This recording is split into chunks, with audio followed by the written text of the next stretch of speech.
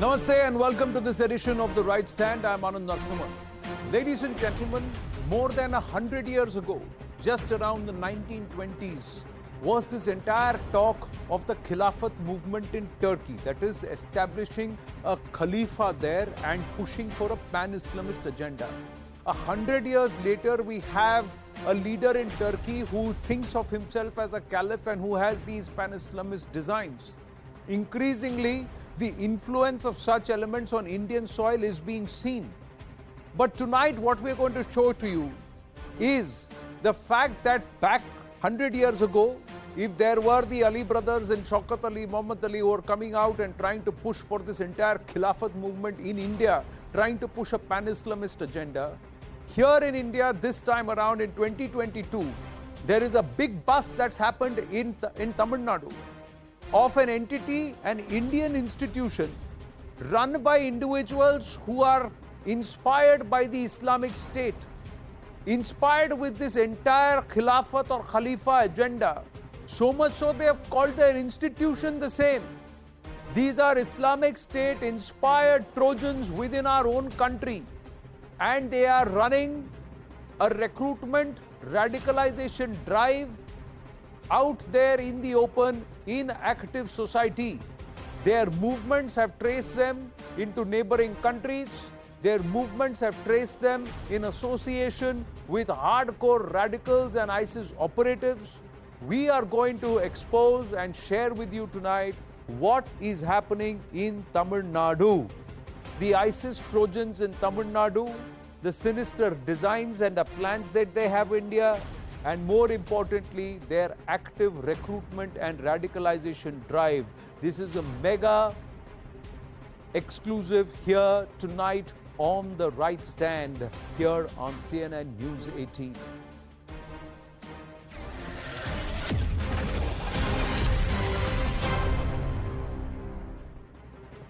So CNN News 18's mega exclusive, ladies and gentlemen, it's a sinister ISIS designs in India that stand exposed. More importantly, the Islamic State is slowly, gradually and steadily trying to embed itself into Indian society. CNN News 18 has accessed the NIA's charge sheet against this entire Khilafat front of India.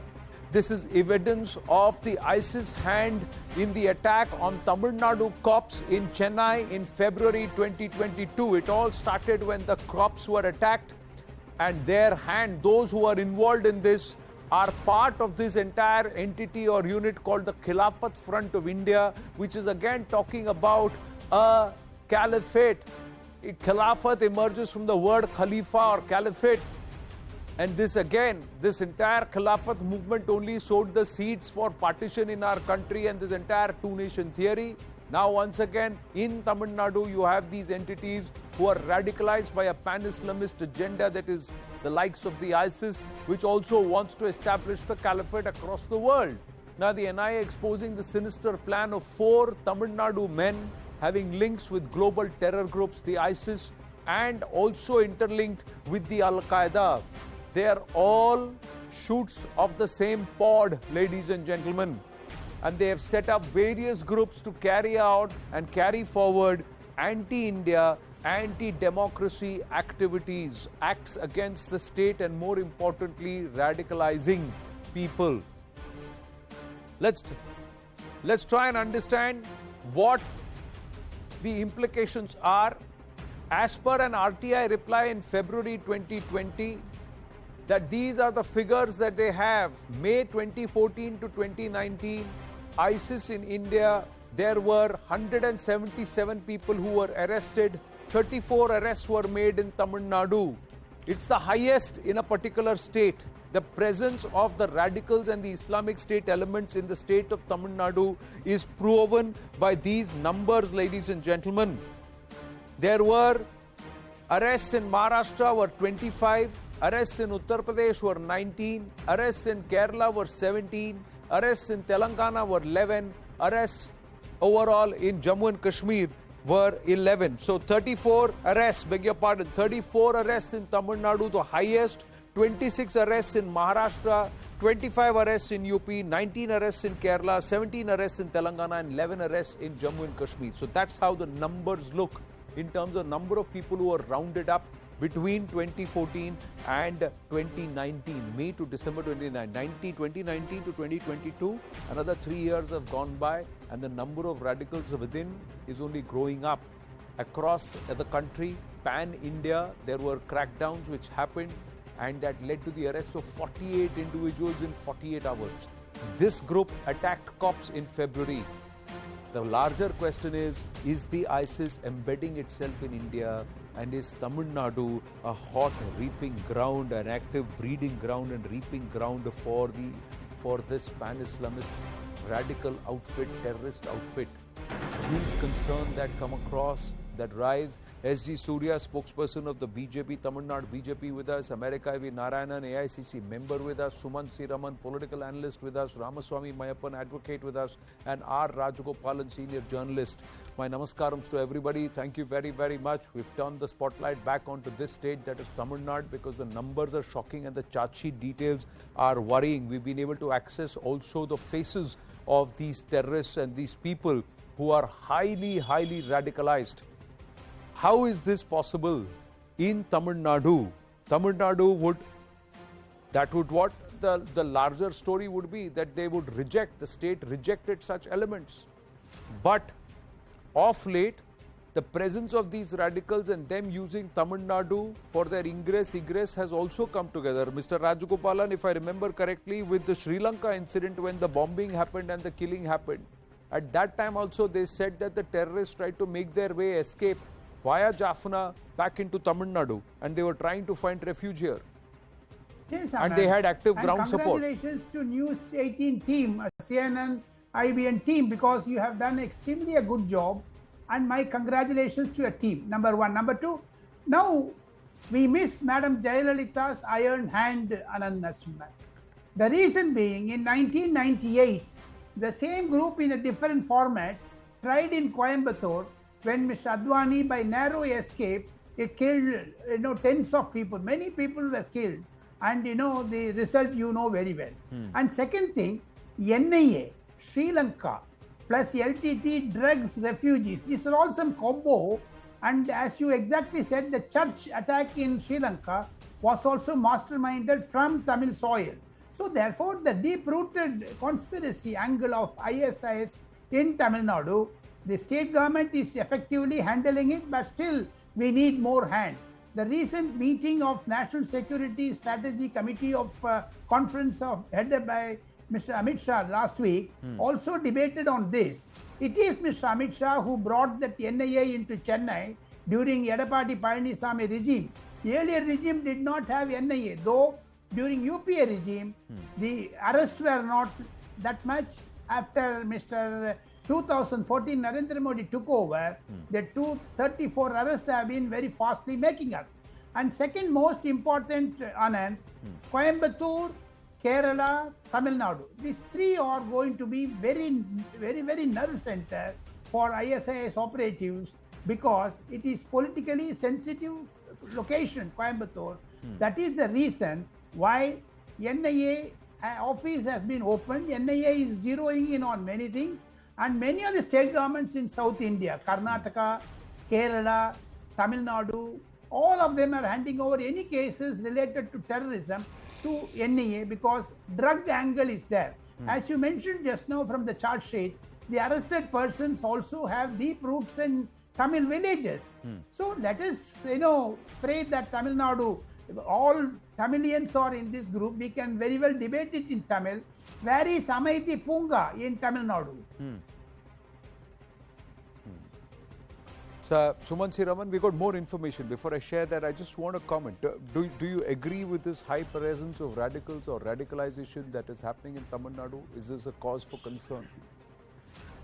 Certainly, it's a cause for concern, Anand. I think that I don't think that this is something that has started just in a year or two.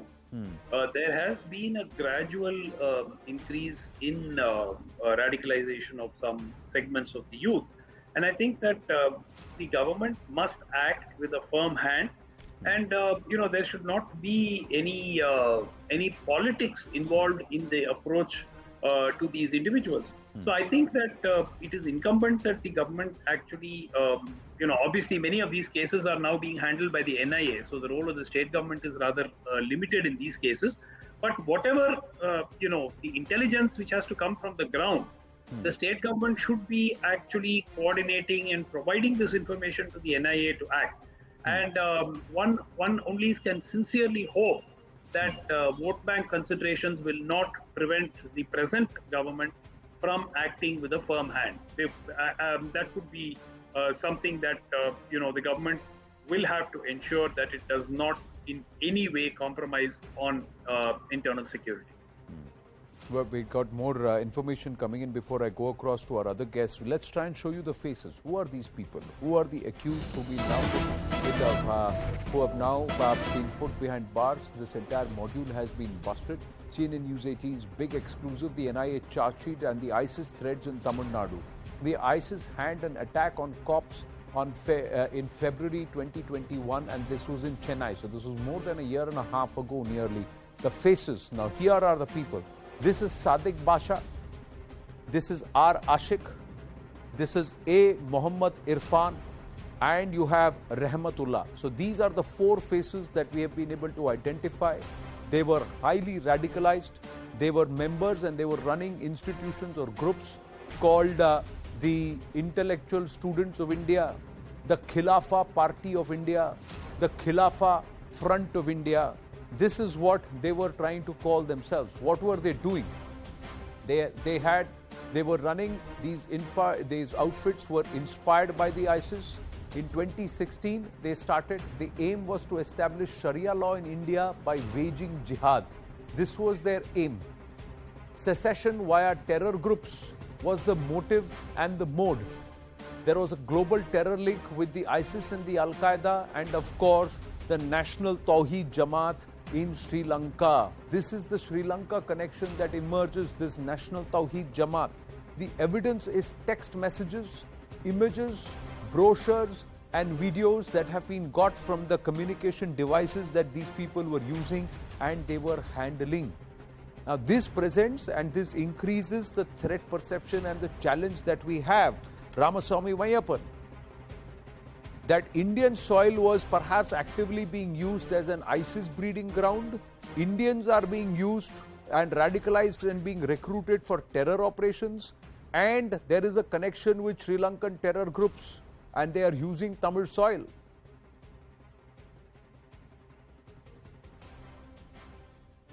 You're on mute, Ramaswamy Mayappan.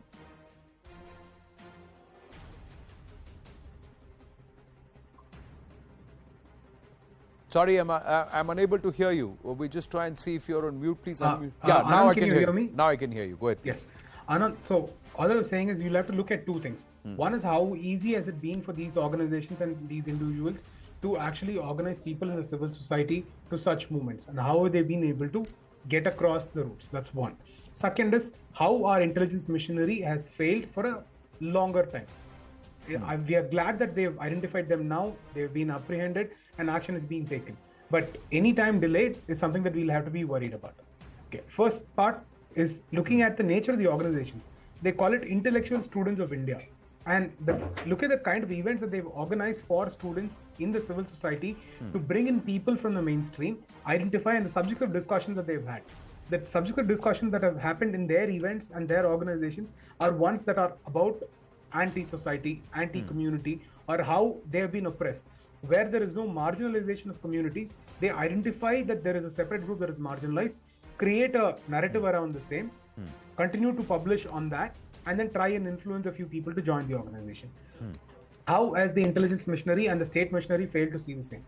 And then the second part, given the political discourse mainly tries to protect people across the country, people that are marginalized, have we failed to see that marginalized people can be influenced by certain bad elements, and that the political society and the people in the executive and the government have a role to take up additional responsibility to ensure that they are protected? Has the state failed, both the previous government and the government in office today? But how do you tackle this? How do you tackle an issue like radicalization, and how are these entities allowed to proliferate like this, America V. Narayanan? how is it that they get a chance to have a free run? First thing is, this one really, you should have invited the experts in terrorism and terrorism handling, police officers, not as many politicians, including me and BJP and others. I think we should stay away, and I hope you do that, by not politicizing this issue, but see it for what it is, of the threats to the nation. I have to congratulate NIA, which has the highest conviction rate, from what I understand, 93%. So I pray and hope the current government continues to use NIA as what it has been started in 2008-9 and continue to use it, as opposed to using the other central agencies. So it has a credibility and support of people, all the people, including me. The third thing, in terms of radicalization, that just like the terrorism, there has to be a counter to this. I'm not calling it as a counter-terrorism, counter to this kind of terrorist effort and radicalization effort. I think it may sound like a cliche, violence breeds violence. I think we need to, while we do, pursue and punish these people who are against our country, and unfortunately calling everybody as anti-national. I'm not even able to use that word, who are against this country, and at the same time look at the fundamentals of why this radicalization happened in terms of education, economics, employment, and approach it in a holistic way, as opposed but to all these people, just like a all these people answer. Is not that they have come from relatively very humble backgrounds or they have very poor education. A lot of them are very highly qualified and very highly educated, Mr. Narayanan.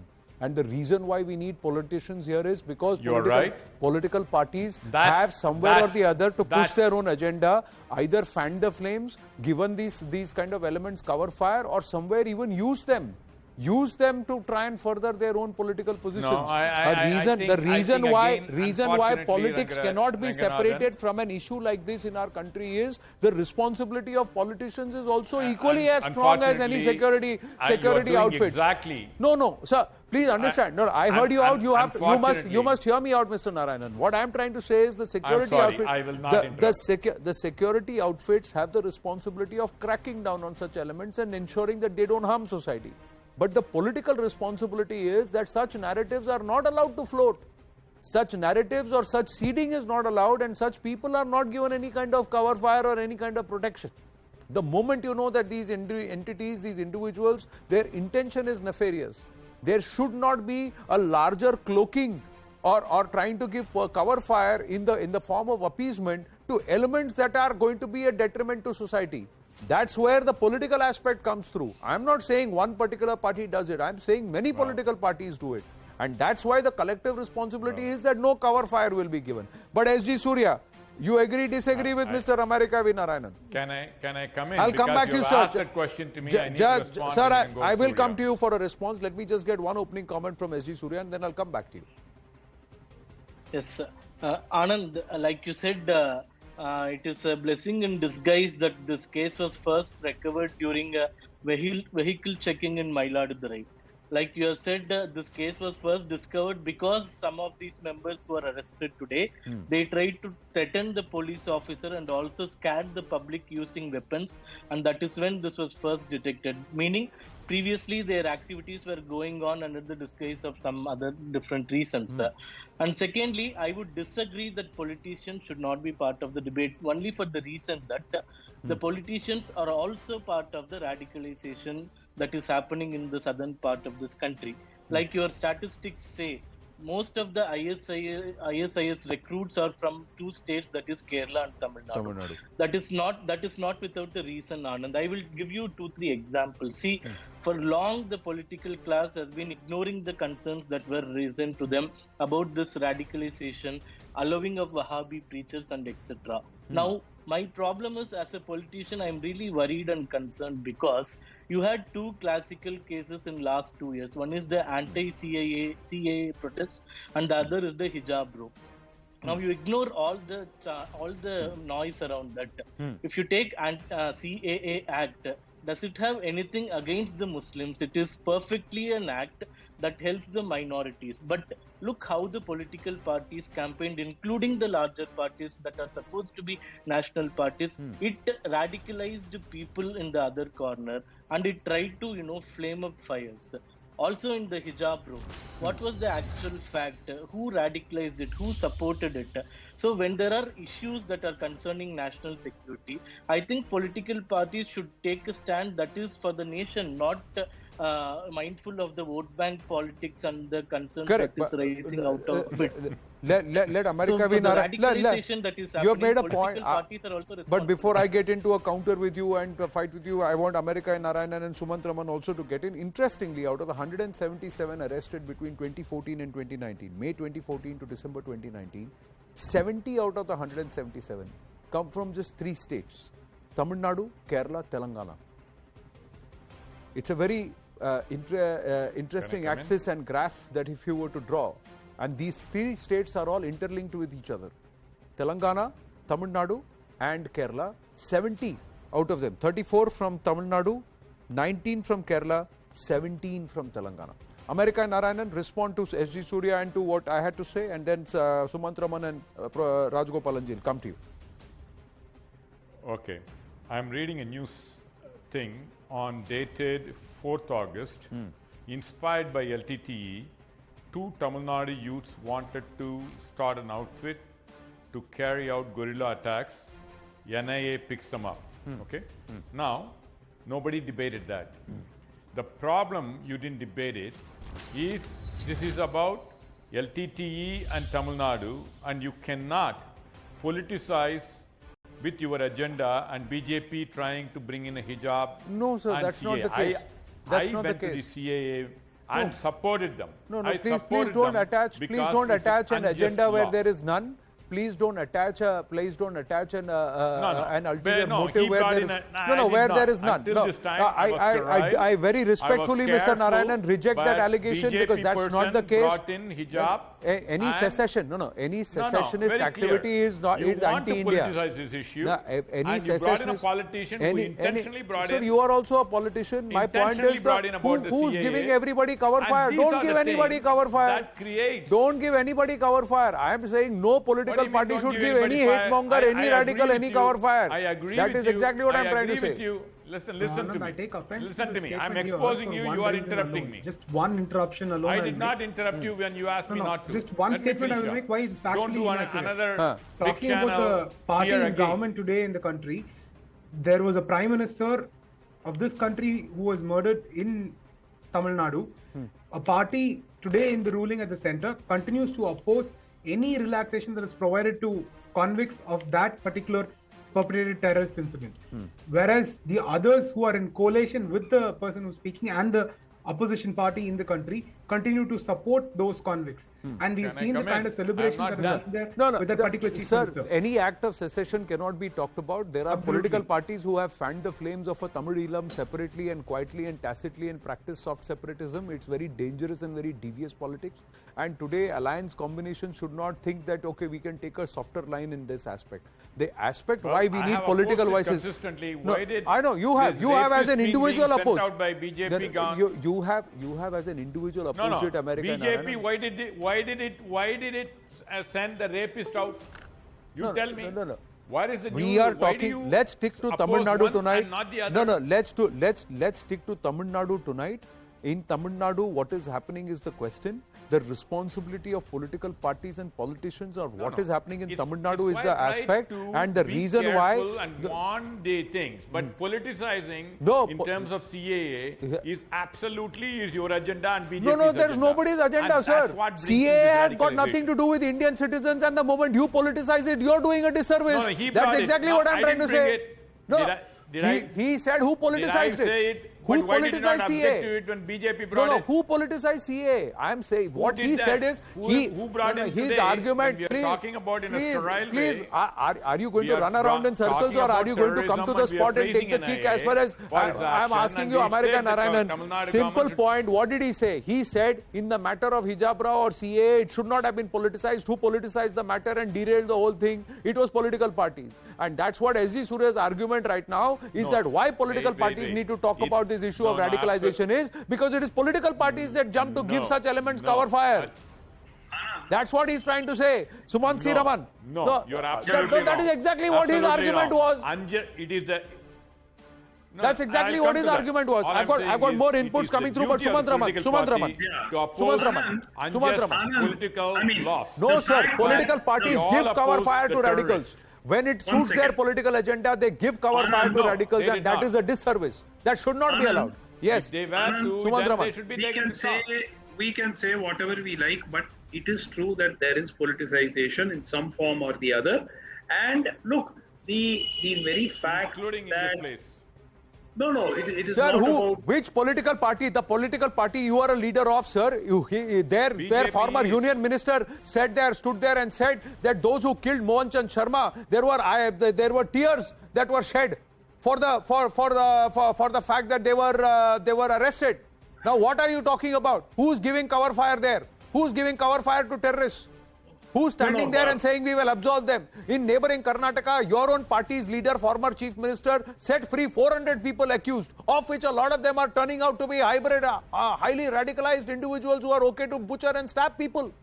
And they belong to organizations which have been perennially under the scrutiny. Now, that is exactly what I'm trying to say. In Tamil Nadu itself, you are seeing the same thing. Political cover fire is given to radicals with whom you believe that a political agenda is set. Setting scores and taking on the BJP politically is one aspect, and then giving cover fire to pan-Islamist radicals is another aspect, sir. Yes, Sumant Raman. Anand, I disagree slightly in the sense that radicals are radicals, terrorists are terrorists. Whether they are Islamist terrorists or whether they are, separatists who have an anti-India stand for some reason, they are all basically terrorists, and they have to be dealt with as such. I agree. So you cannot sort of make a division between within the terrorist community, which is no, which sir. Is a very, there very is no dangerous division. thing to do. Anybody who's a threat to society, threat to sovereignty, is a terrorist and has to be dealt with an iron hand. No cover fire can be given. No, the point I was trying to make, Anand, is that there is a very significant issue which I have believed has led to further radicalization, and that has been the unsort of challenged preaching on various television channels that has been permitted for years and years in Tamil Nadu, and very often those are concepts which would make most people feel uncomfortable. It's very, very close Indoctrination to... is happening, no? You are very clearly saying it is over. It is like slow poison. You are being fed one dose a day, and slowly there is rabid radical indoctrination which is happening, which makes sane, smart, intellectual, conscious people uncomfortable when you watch those broadcasts. And the state doesn't do anything about it to stop it, which is the bigger concern. It's been good. These are, I'm sure it is not unique to Tamil Nadu alone. I know it happens in Tamil Nadu, but I'm sure there must be other states as well. Where and it's no longer limited to television channels. That's where our next input is. I just want to share this, and we take this. As well, yeah, big time, sir. And on these encrypted platforms, so much so that we are actually teaching them how to get onto these platforms on the dark web and get off it and not get detected. And then very clearly, these outfits never use open platforms. They never use open source. They use, again, platforms like Telegram, Signal, all of them which have a certain level of encryption and disappearing messages, etc. They are using only these, and they're present there. And much before everybody even woke up to that the existence or mass existence of these channels, these platforms, or mass use of these platforms. That's a reality. I'm just going to put out our next part of this entire exclusive investigation into the radicalization in Tamil Nadu. Now, this is the other exclusive, ladies and gentlemen. The chart sheet talks about the very, very dark modus operandi. This is the entire flow chart. What emerges is that there are conspiracy meetings that were conducted in Tamil Nadu and Kerala. The recruitment into this entire Khilafah and other groups. Khilafah itself is separation, pan-Islam and secession. Now, all of that, then enrollment is via social media, interactions with ISIS handlers. These ISIS handlers, how do they have free access and a free run? That's again the threat. We talk about freedom of speech and expression. We are questioning our privacy, but look at how vulnerable we have made ourselves. Where do you draw the line and how do you draw the line? Using weapons for terror, waging jihad. That's the training and the radicalization. Very clearly, ISIS videos and brochures which are given out. Now, this is the entire flowchart. We'll try and show it up screen for you even as I go across to our Rajgopalan. Mr. Rajgopalan, please tell me, if this is rabid, this is rampant, how is it that this is not being curbed? Why should our agencies have to stumble upon something like this? The agencies during the previous and I'll tell you, sir, where it was first manifest, I will never forget those visuals. The Jallikattu protests, day 2.5. And from there onwards, those elements, the flags, the banners, the sloganeering that was being done at Annasalai and at the Marina Beach, it was very, very dangerous. Locals and protesters themselves rejected those people, but they were already present there from that time. Anand, since you brought in Jallikattu, I take it little forward. There is a politicization of radicalization. The reason being Kallakurchi incident, Lavanya incident. These are all extinctions of politicians. And second thing, why central government appointed an IPS officer as governor? Because of these such elements.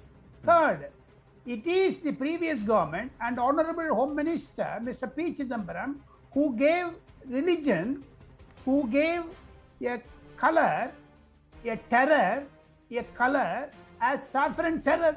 So where do you end this? So politician or instigating this radicalization? See, politicians are not instigating radicalization is your argument. I may not wholly agree with it, but there is a certain element and certain group that gives them cover fire as per their convenience. With the thought process, Sumant Raman, the thought process is what? We will control them. Once we come to power, we will clip their wings. That is not something which happens. When you set these things in motion, they will come back to bite you and they will grow far bigger to a level where you can't control it anymore. Anand, I remember Hillary Clinton's statement in Pakistan. You cannot grow snakes in your backyard and expect them to bite only the neighbors. So I think that there cannot be any kind of a compromise approach on this particular issue. And obviously the history is littered with examples of people who sort of tacitly supported extremists and then ended up regretting it themselves a few years later. And I mean, India itself is replete. For instance, at one stage, India did offer tacit support to the LTT. Mrs. Gandhi was accused of, having created the Bhindranwale phenomena. So, and you know what happened subsequently. So, what happened to Rajiv Gandhi? What happened to Mrs. Gandhi? So, I think that India itself has so many examples of where, support at an early stage for an extremist movement later on boomeranged on the people who themselves supported it. It might have been done with the best intentions or with good intentions at the time it was done, but clearly it came back to bite. And I think that in this case, clearly there cannot be any compromise. And I think that the government, it is incumbent on both the governments, the center and the state governments, to work as a team. And it has to be visible that the state government is pulling its weight in this battle, which has to be I have limited time. I just quickly want to go through, put up some questions, some big questions that come out even as we summarize. One of the aspects which stand out as we are having this conversation is everything, all these secessionist acts come from either a clan race or from a particular identity, linguistic identity, etc., or cultural identity.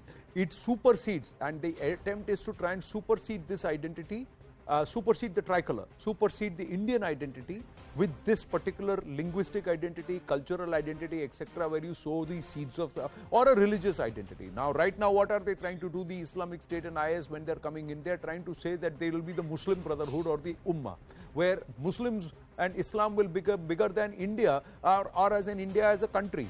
But the fact of the matter is, each of these nations are individually Islamic nations, but they are all fighting with each other. Most of the wars are being fought between Islamic nations. That's a reality which we have to educate our own society, and we have to say our identity is India.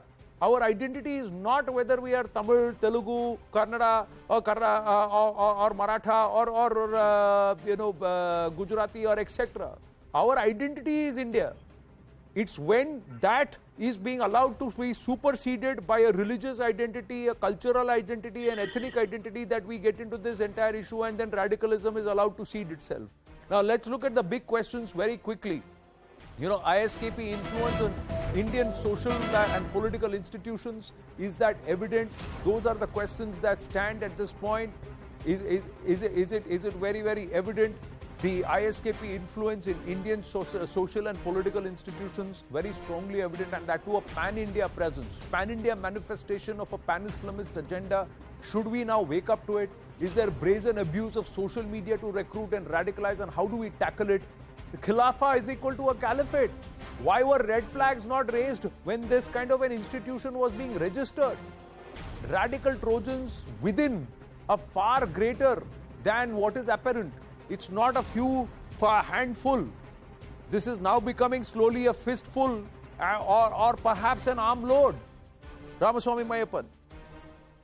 See, very true. I think one that now we have to look at is how the state can go through corrective mechanisms. The political entities will have to go through corrective mechanisms and ensure that there is a better atmosphere for the citizens to actually not join hands with these people, and there is sooner identification. I think that has to be priority over the remainder of the political discourse. Like American Narayan brought out that there can't be a political discussion, but when the issue is political, there has to be a discussion on it. One. Two, without that discussion, you can't cull that out. And the same thing will have to be brought out to the citizens in common platform. They should be able to give an educated chance with all of the knowledge, not just to the one-sided opinion. That way you win a political mile over the other party. That should be the position, I think. SG Surya, how are such entities allowed to be registered? Why is there no red flag? Anand, the most worrying part is the educated youngsters are being part of it. They are recruited, and there is absolutely no fear of law, and they are radicalized to an extremely different level. See, in all the cases, you take all the latest 4-5 cases, everybody who are involved are educated youngsters, and they are recruiting people who might not be educated, and etc. So I think we should fundamentally address this problem. Again, see, with an intention, I told that some radicalization, the political parties should stop in the larger interest of the nation. In a very half-an-hour debate, the Congress spokesperson is again trying to politicize it, trying to color it, and etc. So that's why I'm afraid what kind of future we are going to have. How can this radicalization be stopped? Immediately you bring in some different case and you start comparing with it. But are you addressing the problem? Why only 3 states is accounting for 70% of the entire recruits? So there is fundamentally something wrong with these states. That too with educated youngsters getting into it. So there is obviously the factor of separate nation, separate jihad, and etc. That is radicalized in these states, which needs to be addressed. We are not going to solve this issue by ignoring and passing on the blame. Right. So we have to point is that there is the enemy's agenda is not K2. It's not just Kashmir and Khalistan. You have to add 2 other Ks to it, and in that there is 1 K that is Kanyakumari, and the 3rd K is the entire region, that is the Assam, Kalimpong, and that entire region which we are looking at. So there are 4 Ks involved, and it's pan-India. This entire agenda to try and break our country. Let's not forget this. And it's manifest. We are seeing it manifest. Now we'd rather wake up to it as a collective intelligentsia, politicians, society, all of us, and turn around and put India first. It's not a political party's agenda and political party flag. It is or a cultural ethnicity, linguistic minority, linguistic group flag, or a religious flag. It's the currency, it's the tiranga, it's the country's flag. That's got to be the only thing that talks. Unless you ensure that everybody puts India first, we are going to have these narratives and these radicals emerge. And in every state, if we have 50, 60, 100, 200, it's a huge number to hurt India. It's a significant number to hurt India. I have to thank all our panelists. I'm going to wind up on that note. But when we come back, we continue to keep the focus on Tamil Nadu, where a sitting minister of the current government, DMK government in Tamil Nadu, has been on a spree of pushing false narratives, falsitudes, and today he's tried to make an effort or a comment which undermines the very democratic values and ethos that we are so proud of. It's a straight face-off between the DMK and the BJP when we come back on the Colonial Raj jibe. Stay with us.